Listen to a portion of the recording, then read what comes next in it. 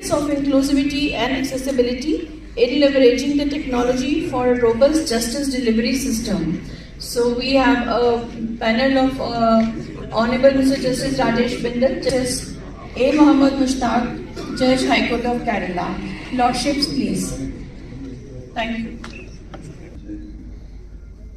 Sorry being late was my second, I think, fault is in the weather also. Memorable. New standards have been laid down for the next second, not just this in-house program is there, we are all family members, so I think that's a good idea.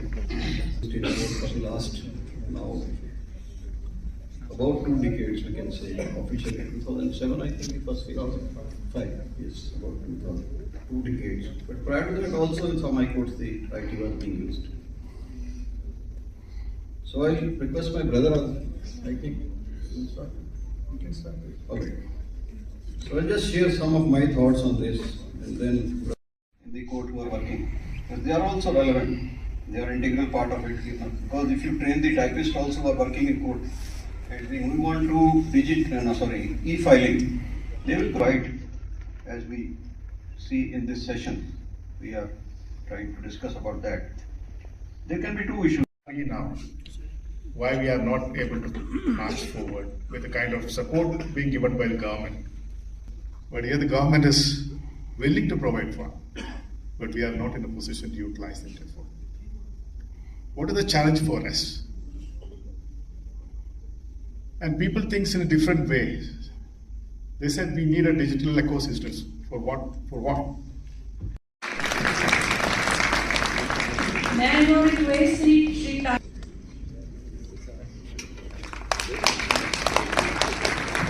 Thank you, Lordship. Thank you so much. Laying the foundation for future innovations. Lordship, please.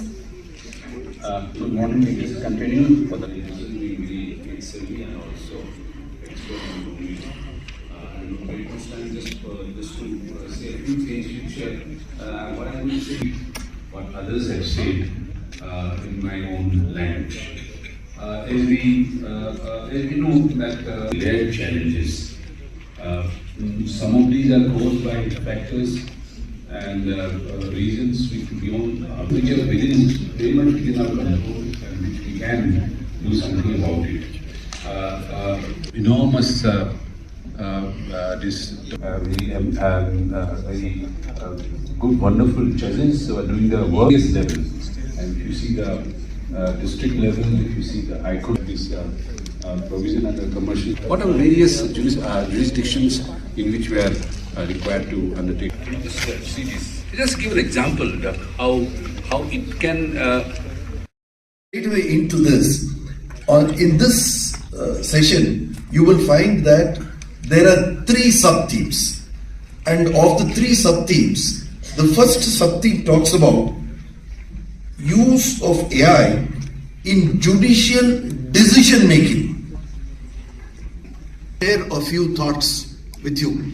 Now we keep talking about this artificial intelligence. Unfortunately, the law students are not asked, what is artificial intelligence? What is AI? Would somebody tell us very quickly, what is AI? We keep talking so much about AI. To all the stakeholders, we expect this to drastically reduce the cost of litigation. Conduct as a start, we have growing number of disputes and diverse needs and process. The on-court technology is to enable our institutions and courts to use the modular applications of the own code in your context. Together we can grow relations that take justice to the citizen.